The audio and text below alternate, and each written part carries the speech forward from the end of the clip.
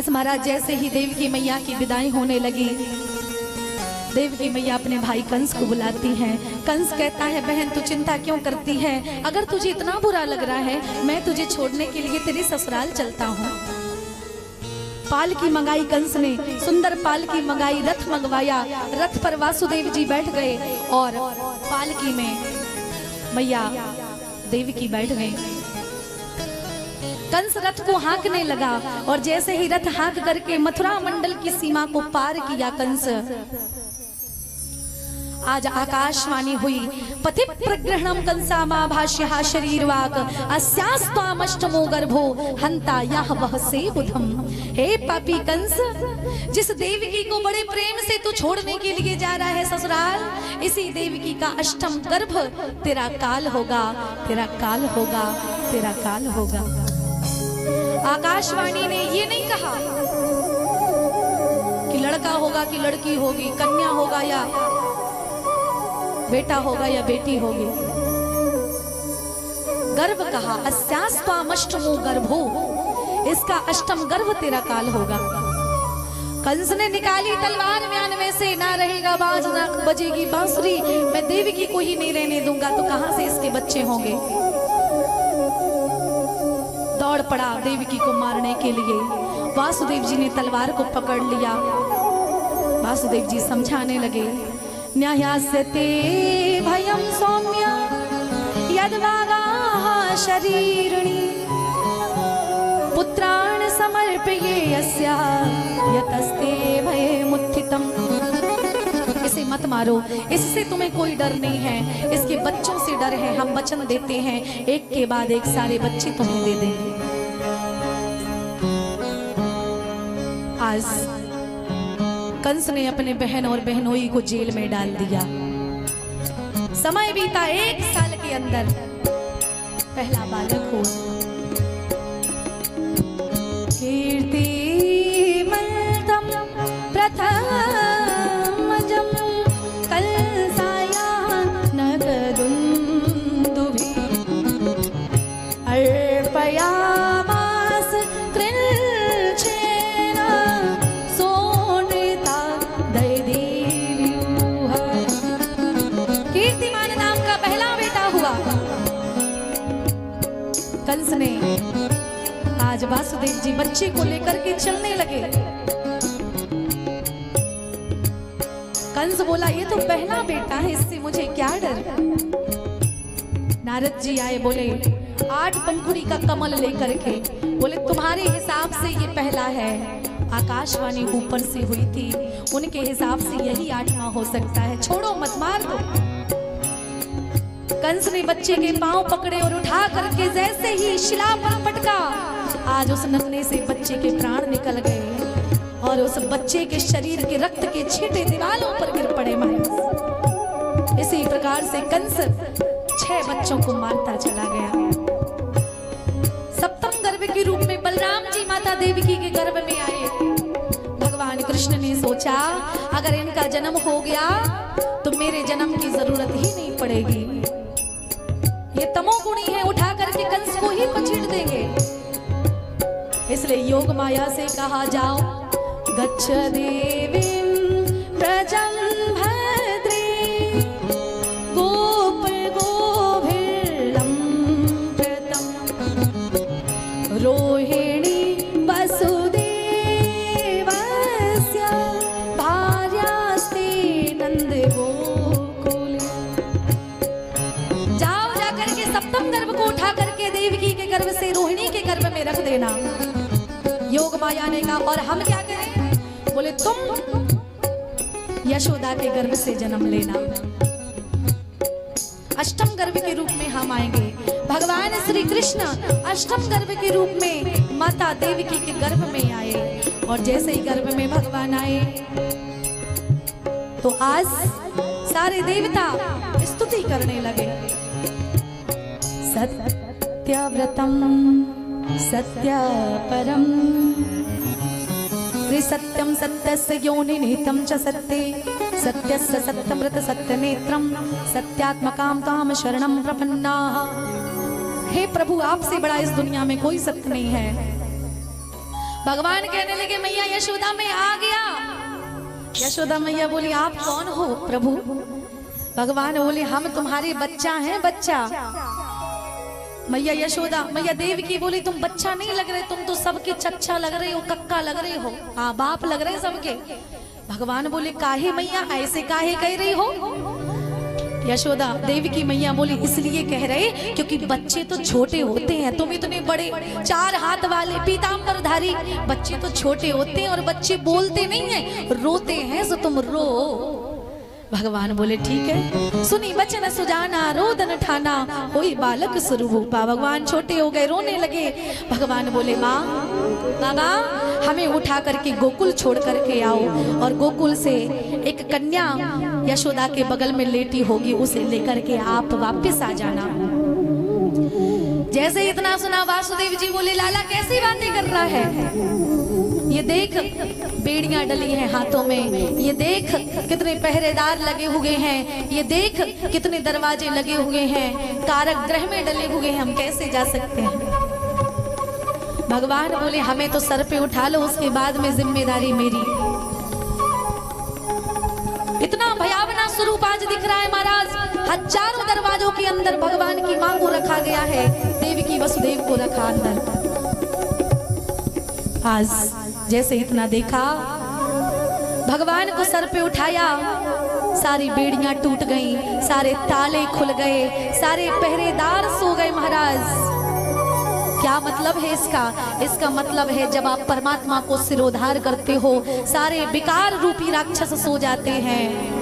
आज महाराज जैसे ही वासुदेव जी लाला को लेकर के चलने लगे, न जाने कितने हजारों सर्प रास्ते में मिले और भगवान को लेकर के वासुदेव जी चलते जा रहे हैं। अंधेरा ही अंधेरा, घोर अंधकार से भगवान को लेकर के गए। रात्रि के समय में आज भगवान 8वें गर्भ के रूप में कारक ग्रह में चतुर्भुज स्वरूप में प्रकट हो गए। भादों के महीना कृष्ण पक्ष में अष्टमी तिथि को बुधवार के दिन रात के 12 बजे वासुदेव जी लेकर के चलने लगे। घनघोर बारिश होने लगी। यमुना नदी पे जैसे ही पहुंचे, यमुना नदी भगवान की 8 पटरानियों में से एक है। यमुना मैया ने सोचा कि मेरे स्वामी आ गए हैं तो थोड़ा चरण स्पर्श कर ले, वंदना कर ले, पांव छू ले। पत्नी का धर्म होता है पति के पैर छूना, तो पांव छू ले, हमारे स्वामी आ गए। जमुना मैया बढ़ती जा रही थी, बढ़ती जा रही थी। जैसे ही वासुदेव जी की दाढ़ी तक जमुना मैया पहुंची, भगवान को गुस्सा आया। भगवान बोले देखो तो इन्हें शर्म नहीं लग रही, ससुर की दाढ़ी छू रही है। भगवान ने निकाला अपना दाहिना पैर और जैसे ही जमुना को धड़ाम से मारा, जमुना ने तुरंत ही चरण स्पर्श किए और तुरंत घुटनों घुटनों तक हो गए। वासुदेव जी लल्ला को लेकर के चलने लगे, गोकुल पहुंचे। सारी नदियां खुश हो रही हैं, सारी नदियां। अच्छा नदियां क्यों खुश हो रही हैं? इसलिए हो रही हैं क्योंकि सारी की सारी नदियां जमुना जी की बहन हैं और जमुना जी के भगवान कृष्ण पति हुए, तो सारी नदियों के कौन हुए? जीजा हुए। और जीजा जी जब घर पे आते हैं जब, तो साली साहिबा बड़ी खुश होती है, आज हमारे जीजा जी आ रहे हैं, आज जीजा आ रहे हैं हमारे, है? इसलिए सारी नदियां खुशी हो रही हैं।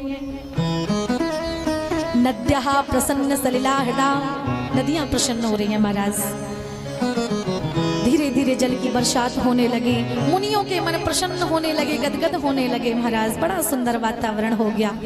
वासुदेव जी गोकुल में गए, लाला को रख दिया। यशोदा के बगल में एक कन्या लेटी हुई थी, उसको उठाया गोदी में और लेकर के चलने लगे। सर पे धारण किया और जैसे ही वहां पर पहुंचे मथुरा में, सारी बेड़ियां फिर से डल गई। मतलब क्या है? मतलब ये है कि जैसे ही माया को सर पे धारण करोगे, सारी बेड़ियां फिर से डल जाएंगी। भगवान को सर पे उठाया था तो बेड़ियां टूट गई थी, लेकिन माया को सर पे रखा तो सारी बेड़ियां फिर से डल गई। इधर नंद यशोदा के बगल में जैसे ही लाला को देखा, तो नंद बाबा की 2 बहनें थी, नंदा और सुनंदा। जैसे ही उन्होंने देखा कि भाभी के बगल में सुंदर सो लाला है, सारी की सारी बहनें चिल्लाने लगी। गोकुल में आज गौशाला में नंद बाबा सो रहे थे। नंदा सुनंदा भाग करके पहुंची, भैया भाभी के लाला भयो है, भैया भैया भाभी ने छोड़ा जाए दो भैया, बधाई हो बधाई हो बधाई हो। बोलिए कृष्ण कन्हैया लाल की जय हो। और हमारे महाराज श्री श्री चंद्रशेखर महाराज जी हमारे बीच में आए हैं। सब लोग करतल ध्वनि से स्वागत करेंगे महाराज श्री का। कि नंद घरा नंद भयो जय हो नंद लाल की, नंद घरा नंद भयो जय हो नंद लाल की, जय यशोदा लाल की जय हो नंद लाल की, जय यशोदा लाल की जय हो नंद लाल की, नंद घरा नंद भयो जय कन्हैया लाल की, अरे नंद घरा नंद भयो जय कन्हैया लाल की, नंद घरा नंद भयो जय हो नंद लाल की। अरे नंद घरा नंद भयो जय हो आवाज बढ़ाइए भैया, थोड़ी आवाज। हरि बोल।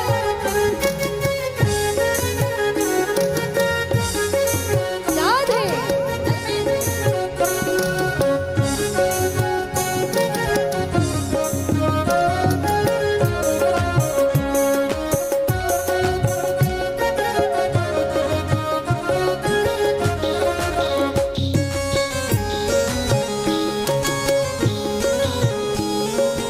जय हो। ऐसे नहीं बधाइयाँ देंगे, बधाइयाँ। ये मौका रोज रोज नहीं आता, बधाइयाँ दीजिए। जय हो।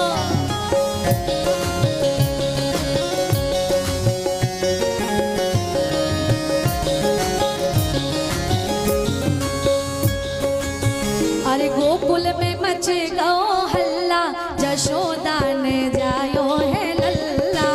कुल में मच गयो हल्ला, यशोदा ने जायो। देखिए, अरे गोकुल में मचे गो हल्ला, जशोदा ने जायो है लल्ला। कुल में मच गयो हल्ला, यशोदा ने जायो है लल्ला। हाँ, जायो है लल्ला, जायो है लल्ला। आयो है लल्ला, आयो है लल्ला।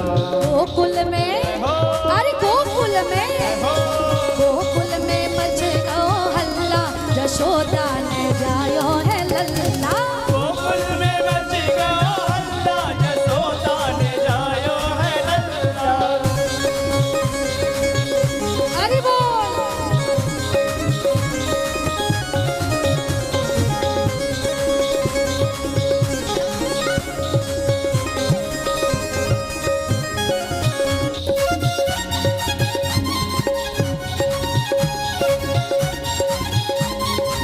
हरि बोल।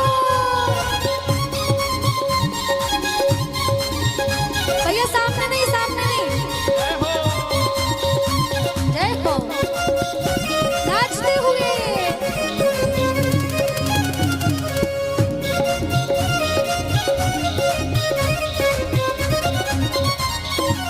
ग्वाल बाल सब खुशियाँ मना रहे, वाले वाले सब खुशियाँ मनाए, खुशियाँ मना रहे, हाँ नाच दिखा रहे, खुशियाँ खुशियाँ मना रहे, हाँ नाचे गा रहे, नाच दिखा रहे, नाच दिखा रहे, अरे खुशियाँ मना रहे, खुशियाँ मना रहे। और बट रहे